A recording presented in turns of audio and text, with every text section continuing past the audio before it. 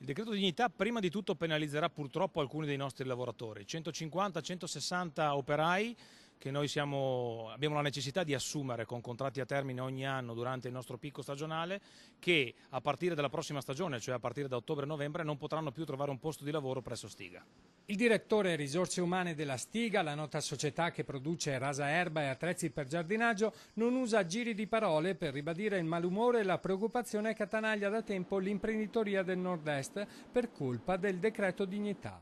La Stiga ad oggi riesce ad essere competitiva grazie a 150 lavoratori a termine e a 550 lavoratori a tempo indeterminato, tutti indispensabili per mantenere alta la competitività dell'impresa. Al momento, secondo quella che è la dicitura del decreto dignità, noi saremmo banalmente costretti a cambiare ogni anno questa manodopera che abbiamo la necessità di utilizzare nel picco, ogni anno qualcuno di nuovo, ogni anno 150-160 lavoratori nuovi, facendo perdere a quelli che ciclicamente tornano da noi un'opportunità lavorativa. Secondo, quanto può andare avanti un modello di questo genere? Per quanti anni io posso trovare ogni anno in picco stagionale 150-160 lavoratori completamente nuovi da utilizzare? Secondo l'azienda, con il decreto dignità anche i lavoratori a tempo indeterminato rischiano seriamente il posto. Non solo i 150 lavoratori a termine, ma tutti gli addetti, compresi quelli a tempo indeterminato, 400 persone circa in produzione, più altri 250 amministrativi.